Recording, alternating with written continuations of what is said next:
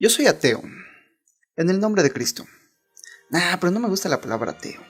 Más bien soy cristiano, porque Dios no existe. Pero a ver, para empezar, ¿cuál Dios? ¿Y a qué me refiero con existir? Miren, yo respeto. No vengo aquí a meterme con las creencias de nadie, pero antes de que me digan que abra la Biblia, bueno, abrámosla. Porque ahí claramente dice que Cristo no era una figura religiosa, sino un rebelde.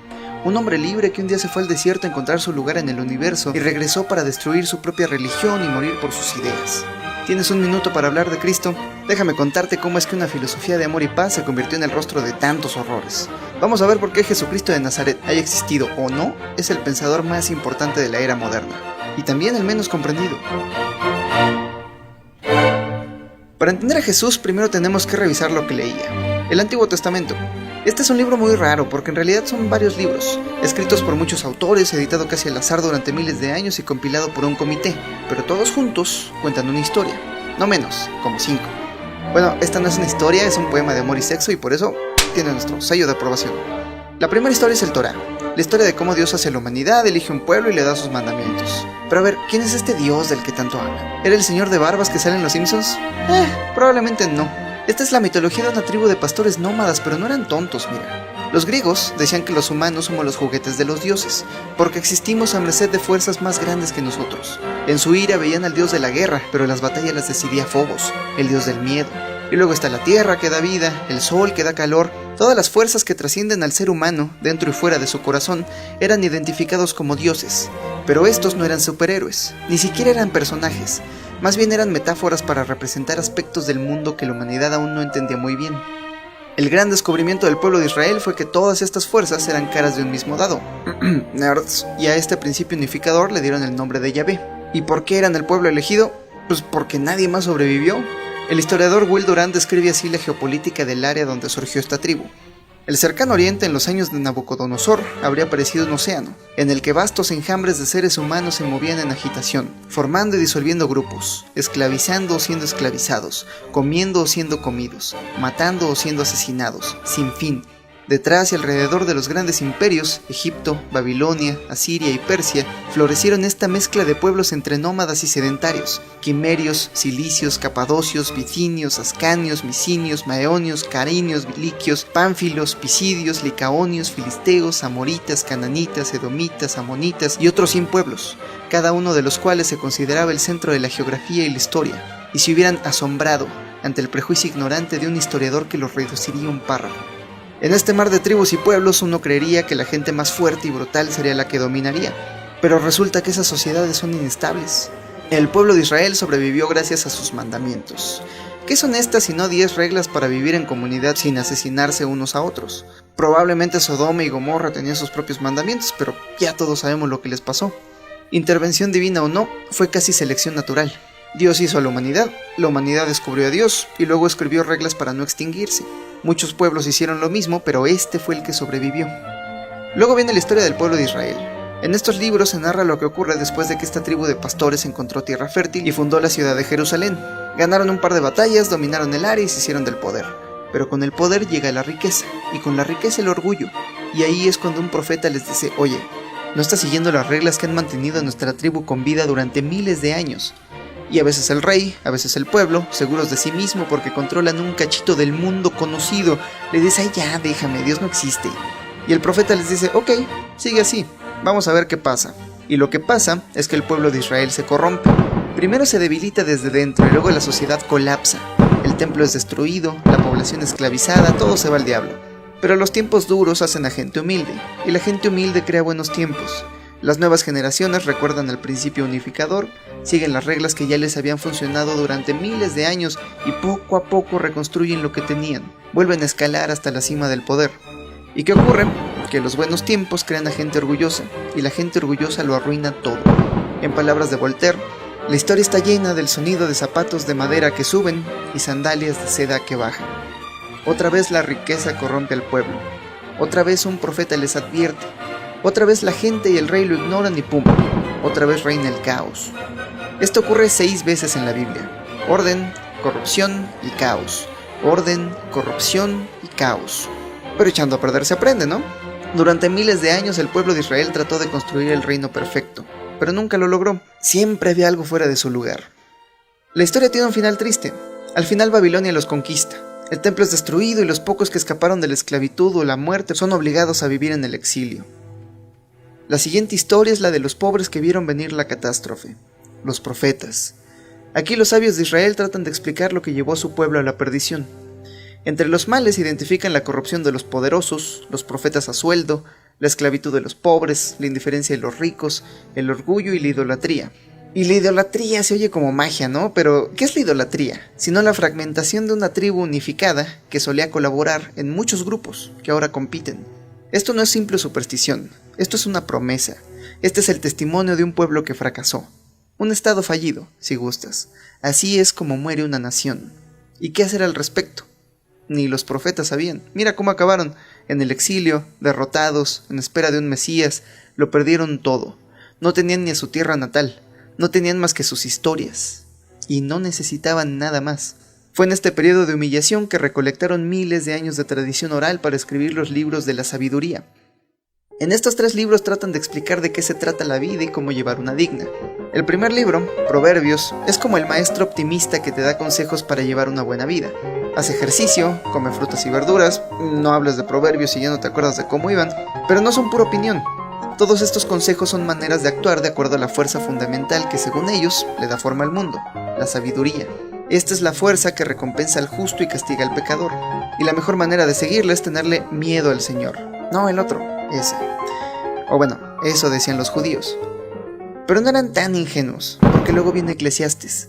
Este libro es como un viejo cínico que le responde a Proverbios que la vida no es tan simple. Muchos pecadores se salen con la suya y la tragedia cae sobre el justo todos los días.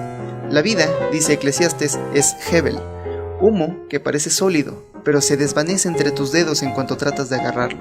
Tu familia, tu carrera, tu nación, tus Pokémones, todo es Hebel. E igual que el humo, cuando estás muy inmerso en él, es difícil ver claro hacia dónde vas. Eclesiastes nos recuerda que el mundo es viejo, muy viejo. Ve y sube a la cima de esa montaña, a ver si le importa. Ella ha estado aquí mucho antes que nosotros y aquí seguirá mucho después de que nos hayamos ido. Lo único certero en esta vida breve determinada por el caos es la muerte. Y el único modo de lidiar con la fugacidad y la intrascendencia de nuestra existencia es aceptarla, dejar de controlarla, porque no podemos, y simplemente disfrutar de los regalos que nos ofrece el presente. Este libro le habría encantado al Buda. Y para aterrizar estas 2 ideas en una historia concreta, llega Job. Este era un hombre bueno, tenía miedo del Señor, se sabía los proverbios y los seguía al pie de la letra, todo eso. Job tenía una bella familia, una gran casa, ganado, riquezas, todo. Pero un día, un ángel le dijo a Dios que, este men no te ama. Él ama la vida que le has dado, pero quítaselo todo y mira cómo te maldice. Y así, sin deberla ni temerla, Job lo perdió todo. Se robaron su ganado, se incendió su casa y él dijo, no hay pedirijillo, Dios es justo. Se murieron sus hijos y Job, muy paciente, decía, no hay bronquirijillo, esto es solo le salieron llagas. Pobre Job, no tenía ni su salud, lo perdió todo y a todos. Y con la fe que le pendía de un hilo, volteó al cielo y preguntó, ¿qué pasó? ¿No que muy justo? Pero Dios no respondió, y llegaron unos amigos suyos muy sabios a tratar de explicar los males que sufría Job, pero aquí Job nos recuerda algo que con frecuencia olvidamos. No todo en esta vida pasa por una razón, no todo tiene una explicación, algunas tragedias simplemente no tienen sentido. Pero Job insistió y Dios bajó y le mostró la infinita complejidad del universo, desde el sol y las estrellas hasta las hormigas bajo tierra, todo era obra de Dios. Y luego le dice, ¿quién eres tú para pedirme razones? Y se va, y Job se queda sin una explicación para sus dolores. Ahora, la interpretación más común de este pasaje entre los sabios judíos, súbditos de una monarquía y acostumbrados a la autoridad patriarcal, era que Dios le decía a Job, no me cuestiones, yo soy el jefe. Que desde nuestra perspectiva mortal somos tan pequeños que nuestros dolores y tragedias parecen no tener sentido, pero que si nos alejamos, todos ellos juegan un papel crucial en el perfecto plan de Dios. Ni modo, Job, el plan perfecto de Dios, imaginado por seres imperfectos, no explica tu tragedia, es más, la justifica. Pero hay una interpretación más bella, que Dios mismo estaba confundido, que le dijo a Job, ¿quién eres tú para pedirme razones? Como diciendo, yo hice el universo y ni yo lo entiendo. Y Cristo, que era muy listo, también vio esta contradicción, porque él se imaginaba este Dios de contradicciones, superado por su propia creación, que en su infinita bondad había fabricado un cosmos lleno de maldad. Este Dios paradoja, al darse cuenta de su propia imposibilidad, mira al centro de la moledora de carne que ha fabricado, agarra valor y se lanza, a ver qué pasa, a ver si puede arreglarlo. Dicen que Cristo es Dios hecho carne, pero es todo lo contrario. Él es la carne que se supo Dios. Era un absoluto don nadie, un judío pobre nacido en un pesebre bajo el yugo de un imperio romano, heredero de un pueblo derrotado y que vivía esperando un Mesías, o un rey guerrero, que derrotara a Roma y le devolviera a su pueblo su antiguo esplendor. Cristo no era ni rey, ni guerrero, pero leía. Y leyendo, se enteró de todo lo que sus antepasados ya sabían, y luego se fue al desierto a averiguar que se equivocaban. Ni Dios ni el pueblo elegido existen, el reino perfecto es imposible, el Mesías es quien sea que tenga el valor de serlo, y la realidad, bueno, el mundo sí es Hebel, pero a la vez no. Y eso era bien punk. Luego de resistir las tentaciones del cuerpo, descubrió en la agonía del desierto una solución para ese miedo primordial con el que nacemos todos los seres humanos, el miedo a la muerte. Como escribe Ernest Becker, ese es el terror, haber nacido por nada, tener un nombre, conciencia de uno mismo, profundos sentimientos internos, una excruciante necesidad de vivir y expresarse, y con todo esto morir. Parece una estafa. ¿Qué clase de deidad haría tan compleja y deliciosa comida para gusanos? Pero ¿qué tal que estos gusanos fertilizan la tierra donde nacen las plantas que se comen los animales que después cazamos? Y en este ciclo de vida y muerte nada se pierde. ¿Cómo descubrió Cristo que era hijo de Dios? Probablemente tuvo un momento de iluminación, un instante de conciencia cósmica. En el hinduismo le llaman nirvana, en el budismo zen le llaman satori. Sigmund Freud le llamaba sentimiento oceánico, y es el estado de conciencia de un niño antes de desarrollar el yo. Es lo que ocurre cuando se disuelven las barreras entre tu ego y el mundo a tu alrededor, cuando descubres al universo como un proceso orgánico, interdependiente, del que no estás separado, tú eres parte de ese proceso. El razonamiento de Cristo era muy simple. Si este principio unificador está en todas partes, entonces también está en mí. Pero si está en mí, no me hizo, soy. Pero si yo soy, entonces también tú.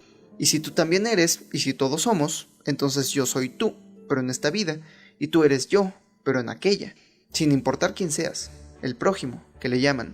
Y mira, Cristo no sabía que hace 14.000 millones de años, antes del tiempo, antes del espacio, tu materia, y la suya, y la mía, estaban condensadas dentro de un puntito infinitamente pequeño, que se expandió y creó el hidrógeno de las estrellas en cuyos vientres se cocinaron los elementos que nos darían vida.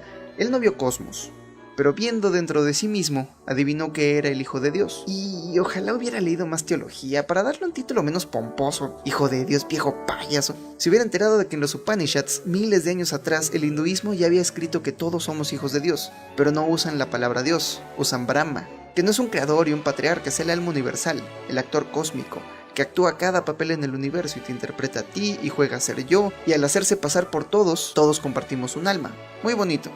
O se habría enterado del Tao, que es la sustancia eterna del universo, sin rostro, sin autoridad, pero que fluye en nuestro interior, y aún sin actuar, a través de él, todo se hace.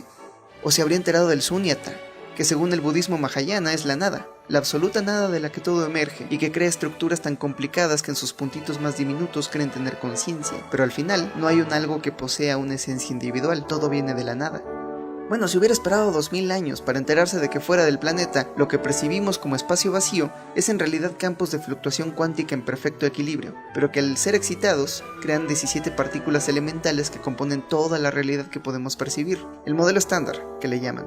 Pero Jesús solo tenía a la mano la teología judía, y la única metáfora con la que pudo expresar su descubrimiento fue el Hijo de Dios. Pero no solo él era el Hijo de Dios, todos lo somos.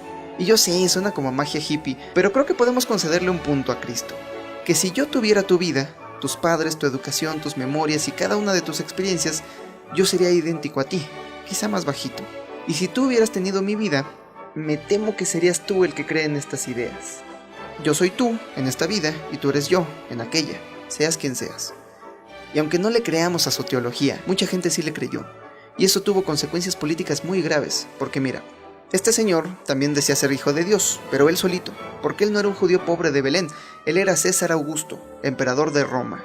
Un día le llevaron a Cristo una moneda con su cara y le hicieron una pregunta: ¿debería pagar mis impuestos? Esta era una trampa, porque si Cristo decía que sí, admitía que el César era el verdadero hijo de Dios, y si decía que no, admitía ser un rebelde, y lo podían ejecutar por traición al imperio. Jesús, que era muy listo, solo le dijo al César lo que es del César. Si tú crees en el César, que le da valor a esa moneda, ese es tu Dios, págale.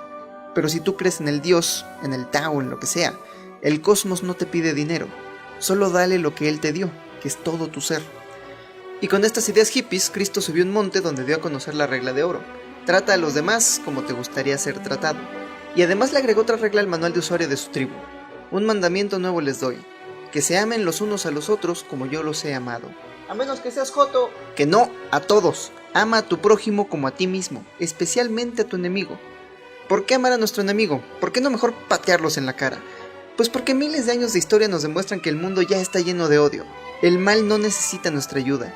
De por sí la vida ya es difícil, pero no importa lo terrible que sea una situación, siempre hay algo que podemos hacer para empeorarla. Si queremos mejorarla, el único camino es la compasión. Mi enemigo no es un monstruo, ahí donde lo ves es solo un ser humano. Si yo tuviera su vida, quizás sería peor. Si él tuviera la mía, quizá le iría mejor. El odio no va a corregirlo, solo lo hará responderme con más odio. ¿Qué tal si él fuera yo? ¿Qué tal si funcionáramos igual? Porque cuando miro dentro de mí me doy cuenta de que mi maldad es solo testimonio de mi miedo, de mi vulnerabilidad, de lo profundamente humano que soy. Y como humano, estoy lleno de defectos. Pero como dijo Aristóteles, la virtud es el punto medio entre dos vicios, entre el exceso y la carencia. No me regañes, edúcame, así entrenan a los animales con reforzamiento positivo. Cada vez que una de mis carencias se sane y uno de mis excesos se mida, dame amor.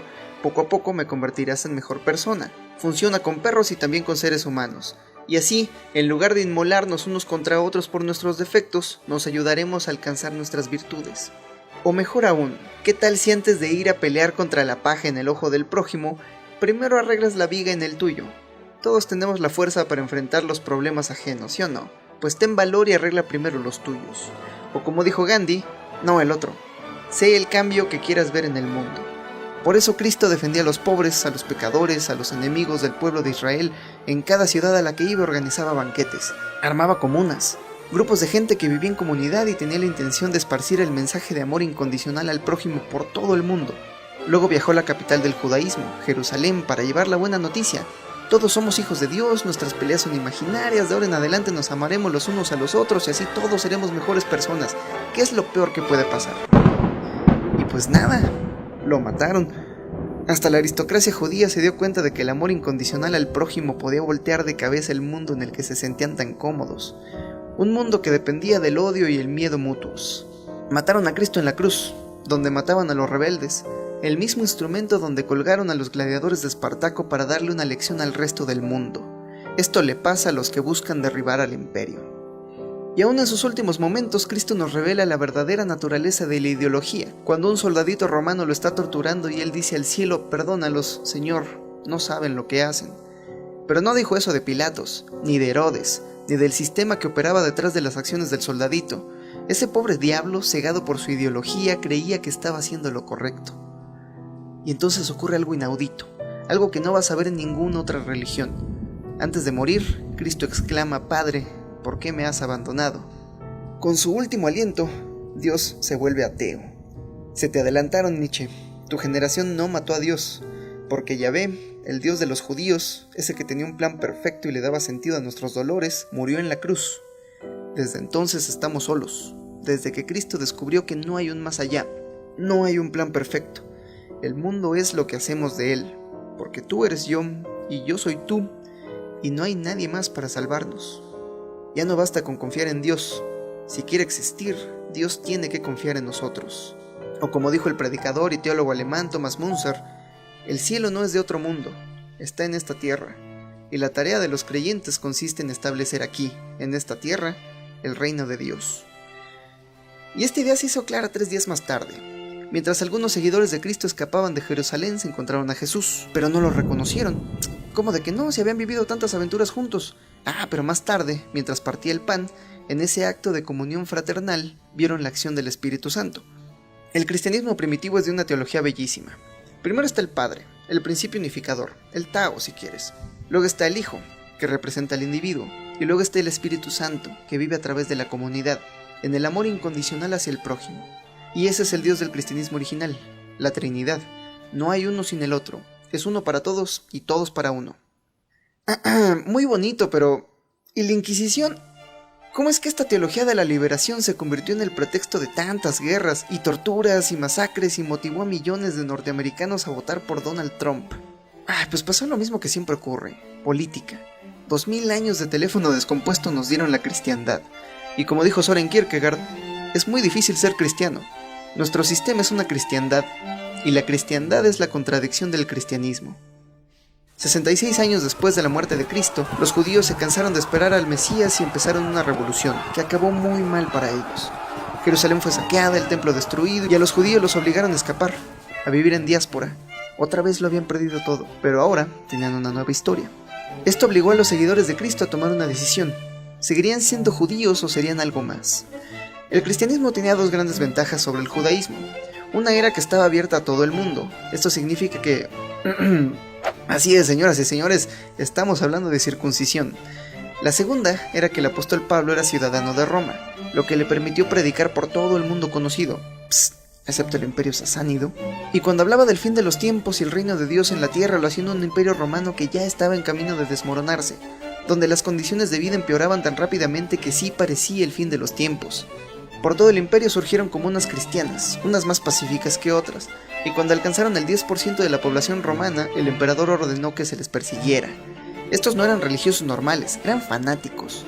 Cuando un cristiano era llevado a juicio, generalmente le daban a elegir: puedes darle una ofrenda simple al emperador, cualquier cosita, y te dejamos ir, o no le des nada, y te echamos a los leones. Y entre su vida y la fe, la mayoría escogía la fe.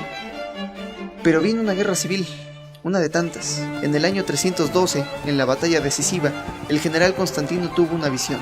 Si pintaba las primeras letras del nombre de Cristo en los escudos de sus soldados, dominaría el campo de batalla. Probablemente solo recibió el apoyo de una gran facción cristiana. El punto es que Constantino ganó la batalla, se volvió emperador y los cristianos obtuvieron libertad religiosa en el imperio.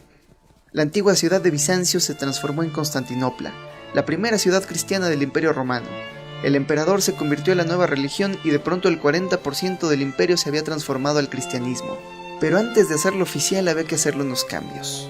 3 siglos de cristianismo habían producido sectas que no lograban ponerse de acuerdo, así que el emperador los juntó a todos en el Consejo de Nicea, donde decidieron cuáles libros entrarían a la Biblia y cuáles no. Y otra cosita. Ahí decidieron que Cristo era de la misma naturaleza del Padre, pero el Padre es superior. ¿Y eso qué? Pues que antes Cristo era un judío pobre, un ser humano, igual que nosotros. Ahora era un semidios. Cristo quiso introducir la democracia al reino de los cielos y Constantino se aseguró de que la religión siguiera siendo una monarquía. En el arte bizantino, Cristo es representado como un rey, con una corona de oro, a pesar de que Cristo nunca fue rey, siempre fue pobre. Pero la población de Bizancio, acostumbrada a la riqueza, no podía concebir la divinidad sin el oro. El gran logro de la iglesia en Roma fue institucionalizar la culpa, porque la religión que ellos construyeron se trata de seguir los pasos de Cristo, pero ahora Él es un semidios. Se convirtió en una religión imposible, y ahora Dios no estaba en tu interior, sino en un templo, y ahora no podías hablar directamente con Él, sino a través de uno de estos señores, y todos estos mecanismos de control resultaron tan efectivos que la iglesia sobrevivió al colapso del Imperio Romano occidental. En las provincias romanas, donde antes iba el ejército a cobrar tributo, de pronto dejó de ir, pero también dejaron de ir los ingenieros que le daban mantenimiento a los caminos, a los acueductos, y poco a poco la iglesia se hizo de las funciones que antes eran del imperio, no tanto por ambición de poder, sino porque, si no hay acueductos no hay agua. Las tribus y reinos bárbaros de Europa se repartieron las tierras del antiguo imperio romano, pero la iglesia controlaba algo aún más importante: sus almas inmortales. Y mira, puede que tú creas o no en el alma, pero ellos sí creían, y eso hizo toda la diferencia. Con ayuda de un rey bárbaro, la palabra de Cristo llegó por las buenas y por las malas a otras tribus menos civilizadas. Pero cuando éstas abandonaban a sus dioses guerreros para adoptar el cristianismo, no cambiaban sus costumbres. Solo las adaptaban un poquito y le daban el nombre de Cristo a lo que antes había sido Thor u Odín. Y solo así se explica que siglos más tarde, esta religión de amor y paz se haya convertido en un pretexto para viajar a Tierra Santa, a saquear ciudades y matar musulmanes. Pero como dice el lema de Ingsoc, la guerra es la paz, la libertad es la esclavitud y la ignorancia es la fuerza. La guerra constante contra los musulmanes solidificó la fe de todo el continente. Siglos de poder calcificaron la autoridad de la iglesia, la corrompieron. La Europa medieval se convirtió en una distopía religiosa sacada de la imaginación del más pesimista de los romanos. Tenían a su propia policía del pensamiento y rituales colectivos donde devotos católicos eran torturados hasta la muerte por aún más devotos católicos. Pero con todo esto, el cristianismo seguía siendo una religión menor, rodeada por la hegemonía musulmana que estaba viviendo su era dorada. Pero luego, el Islam triunfó tan duro que perdió. Cuando el Imperio Otomano tomó Constantinopla, de pronto el Mar Negro y los Dardanelos estaban cerrados para Europa. Si querían seguir comerciando con Asia, tendrían que darle la vuelta a todo el continente africano. Pero estos occidentales, fanáticos religiosos, seguidores de un Cristo guerrero, pero cínicos tras la reciente peste negra que mató a la mitad de su población, asombrados por las ideas de los sabios de Constantinopla que le darían forma al Renacimiento, ellos tuvieron ideas muy tontas. Pero una de las más tontas fue, oye, ¿y si navegamos derecho por ese océano que parece eterno y le damos la vuelta al mundo? Y en el golpe de suerte más grande de la historia, el cristianismo europeo se encontró con un nuevo continente. Suerte para los europeos, tragedia para los americanos, porque cuando terminaron de ser conquistados por pólvora, gérmenes y acero, tuvieron una probadita del Espíritu Santo, tan poderoso que cuando no construye paraísos, crea infiernos. En 1550, el primer obispo de Bolivia, Domingo de Santo Tomás, escribió en los archivos de Indias: "Ha 4 años que para acabar de perderse esta tierra, los españoles han descubierto una boca del infierno por la cual inmolan gran cantidad de gente a su Dios. Y es una mina de plata que se llama Potosí". La boca del infierno era una mina, y el dios de los españoles es el que sacrificaban miles de indios al día, la plata. Y ese fue el dios que quedó después de que el monigote ideológico de los europeos se desvaneciera en el materialismo que nació de la revolución científica. Y tras la revolución industrial aprendimos a manufacturar los infiernos más vastos y terribles que el mundo hubiera visto. Y a mediados del siglo pasado por poco convertimos el mundo entero en un infierno nuclear. Y hoy, que los países ricos viven en paz a costa de los países pobres, tampoco hemos construido el reino de los cielos en la tierra porque nuestro Dios sigue siendo el mismo. Como dice Enrique Dussel, aquel que imprimió el dólar se le olvidó ponerle una L. In gold we trust, en el oro. Y antes de que me digan, como dijo el rey de Israel, que ay, déjame, Dios no existe, ¿a qué te refieres con Dios? Porque Carl Jung consideraba que aquella virtud que más estimes, consciente o inconscientemente, ese es tu Dios. O como escribió en Transformaciones y Símbolos del Líbido, hasta que lo inconsciente no se haga consciente, el subconsciente seguirá dirigiendo tu vida, y tú lo llamarás destino. ¿Cuál es la religión de mi país? Un país donde casi el 90% se considera católico, pero luego utiliza el nombre de Cristo de pretexto para lastimar a su prójimo. Este país donde un niño de clase media baja debe improvisar unas rimas desde el fondo de su alma y lo primero que le nace es dinero, dinero, dinero, dinero. ¿Cuál será el Dios de este país? Gran misterio. Bueno, Joseph Campbell escribió que para averiguar en qué cree una sociedad, mira al horizonte. Y basta con un vistazo al Paseo de la Reforma, donde una docena de bancos se pelean para ver quién la tiene más grande, para darnos cuenta de que aquí se adora al capital. Y mira, Cristo dijo que el amor al dinero es la raíz de todos los males. No porque fuera comunista, no dijo el dinero, dijo el amor al dinero. Esa fe que ha derribado civilizaciones durante miles de años. ¿Por qué? Pues porque el dinero es un medio para un fin. No te lo puedes comer, no te lo puedes tomar, no te lo puedes meter al... Solo sirve para cambiarlo por otras cosas. Algo que te puedas comer, algo que te puedas tomar, algo que puedas comer. Ese debería ser tu fin, lo que obtienes con ese dinero. Pero cuando el dinero se vuelve un fin en sí mismo, volteas de cabeza todo tu sistema de valores. Ahora todo se vuelve un medio, incluso la gente. Cuando la economía sirve a la gente, hay prosperidad. Cuando la gente sirve a la economía, hay esclavos. Pero aunque no lo creas, hasta los banqueros, los sumos pontífices de esta religión de muerte, son seres humanos, más o menos, y nadie es el malo para sí mismo, así que necesitan justificar sus acciones que empobrecen el mundo entero. ¿Y a quién recurren? Al más incomprendido de todos, a Cristo. Como explica David Graeber en su imperdible libro, Deuda, los primeros 5000 años, en realidad uno podría incluso hablar de una doble teología, uno para los acreedores y uno para los deudores. En lugar de ver la imitación de los poderes divinos de la creación ex nihilo como arrogancia, era precisamente lo que Dios pretendía. Crear dinero de la nada era un regalo, una bendición, pero para los pobres siempre es diferente.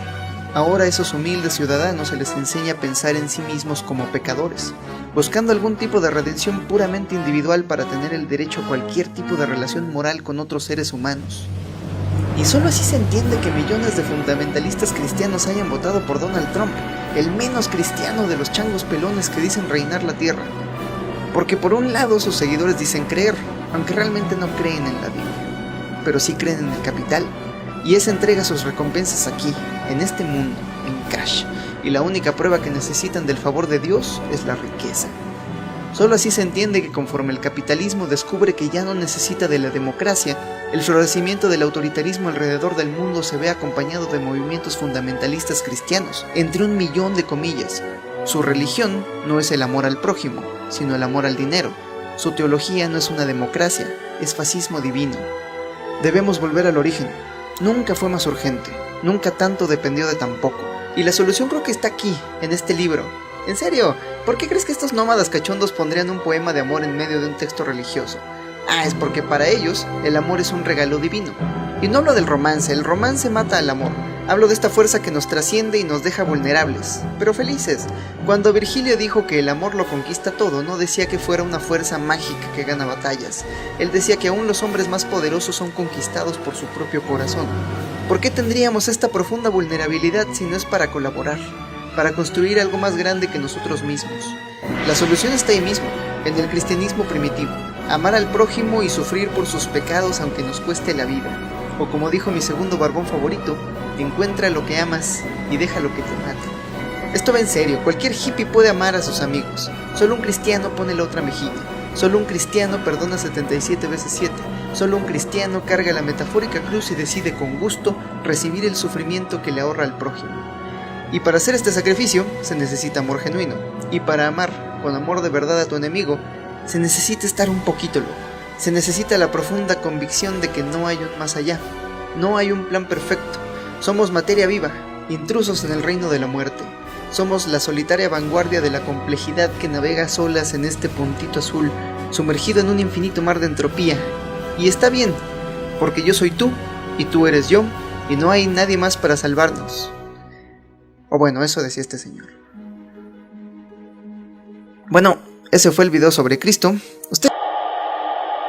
Padre C, qué gusto volver a hablar contigo. Solo tú puedes ver este mensaje. Vengo a ti porque necesito un favor. Urge otra reforma en la iglesia. ¿Tú sabes por qué? El muchacho que hace estos videos ya no le dedicó más tiempo al tema porque le pareció que era solo una más de las consecuencias de la erosión de la fe que ocasionó el Renacimiento en Europa. Pero en realidad se trata de un momento importantísimo en la historia de la iglesia a nivel mundial, que cambió para siempre la forma en la que los europeos concebían la divinidad. Si tan solo Martín Lutero no se hubiera aliado con la aristocracia, si hubiera tenido el valor de defender los levantamientos campesinos que provocó, quizá hoy Occidente viviría en un verdadero cristianismo. Por eso vengo a ti, porque nadie va a escuchar los chistes de este muchacho blasfemo. Tú ya tienes una congregación, pequeña, pero que podría servir como punta de lanza para acabar con los vicios del catolicismo y demostrarle al mundo entero cómo se vive el cristianismo real. El mundo te necesita, yo te necesito. No homo, sin propósito, la humanidad siempre termina esclavizada, en guerra consigo misma. Muéstrales el camino, ayúdalos a entender que todos son yo, y yo soy todos, y no hay nadie más para salvarnos. Así también diles que donen al Patreon de mi gala.